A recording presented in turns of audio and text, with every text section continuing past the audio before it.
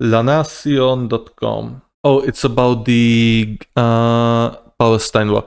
A Hamas member assured that no one has any idea how many hostages are still alive in the Gaza Strip. More than 100 prisoners remain since the attacks on October the 7th. The spokesman and member of Hamas, Osama Hamdan, stated no one has any idea how many hostages are left alive in the Gaza Strip of more than 100 who are still prisoners in the hands of Palestinian militias since the attacks began on October 7th. I have no idea, no one has an idea about this, said the spokesman for the Islamic Resistance Movement in statements to the American television network CNN, in which he pointed out that the rescue operation of 4 hostages carried out by Israel on Saturday, spent in the Nusayrat refugee camp, ended with the death of 270 Palestinians and ended with the lives of 3 others kidnapped. Okay, I did not read that 3 other kidnapped died. They definitely were not writing about this, if it's truth, obviously. In April, in the context of negotiations for a ceasefire, the terrorist organization acknowledged to mediators that it could not respond to the Israeli request to release 40 women and a group of 6 older adults because they did not have as many detained people meeting set criteria. In this sense, Hamdan insisted that Hamas needs clear confirmation that Israel accepts the demands for a permanent ceasefire, a complete withdrawal from Gaza, and self-determination of the Palestinian people, the reconstruction of the Strip, and the end of the blockade against the enclave, and accused the government of Benjamin Netanyahu of wanting an initial 6-week truce and then returning to the fighting once they had freed the hostages. Regarding the testimony of a doctor who treated freed hostages who stated that they had suffered physical and mental abuse and that they were beaten all the time, Hamdan shifted the blame to the Israeli bombings and pointed out that the images of these people being released at the end of the year prove the opposite. I think that if they have mental problems, it is because of what Israel has done to Gaza. No. Because no one can stand what Israel is doing, bombing every day, killing civilians, killing women and children. They saw it with their own eyes, she added. Yes, maybe it would not have happened if you did not go on a murderous rampage and kidnap people in that fucking festival, whatever it was last year. Once again, I'm gonna keep repeating this every video, every stream. Hamas officials, Hamas leaders has to pay the price.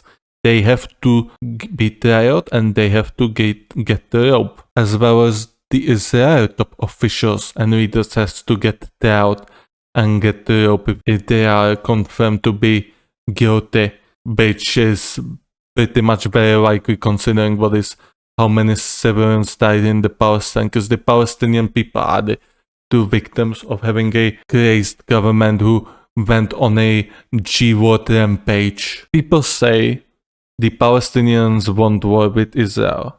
The Palestinians might want war with Israel, maybe because of the lack of education, maybe because they have bad schools and bad education in general. Any educated nations do not wish for a war. Those people have been there in poor conditions for decades. They've been under the rule of an incompetent government for decades, and they do deserve a competent government that will bring them to prosperity, which Hamas will never bring them to prosperity because of their unending crusade against Israel. Hamas leaders and Israel leaders have to pay the price for the civilian casualties, and they have to pay the ultimate price, the iron price. No, I don't want to read this in Spanish. I think that if yes. Oh, so woman is a spokesperson from...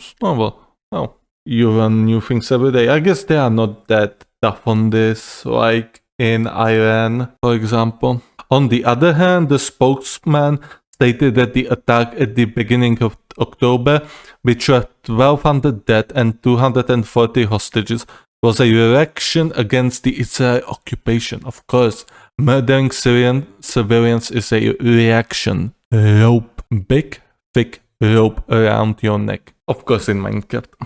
of a Palestinian territory and once again transferred responsibility for them to Israel. No, it is only their fault. It was their decision to murder, period. And it was their decision to kidnap. Pay the price. Die. If you resist the occupation, they will kill you. If you do not resist the occupation, they also kill you and expel you from your country. What are we supposed to do? He justified and then denied the alleged messages belonging to the leader of Hamas in the Gaza Strip, Yahya Sinwar, in which he assured that the deaths of Palestinians in Israel's operations were necessary sacrifices. Necessary sacrifices. There's nothing. There's no necessary sacrifices. Necessary sacrifice is a lie. A foolish lie spelled by a foolish dictators. And this is it. Yes, this is it. This was a very short article. There's nothing such as necessary sacrifices. All these men have felt for the greed of their leaders. They felt for the evilness in their leaders' hearts. Just on both sides. Alright, I'm speaking about both.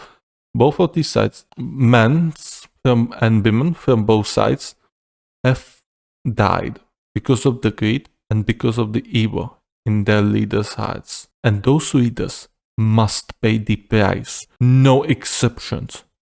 Does not matter if you are not even part of the organization. If you are confirmed to have made a war crime or any breaking of the human rights, you have to pay the price as well. And on that note, I'm ending this article.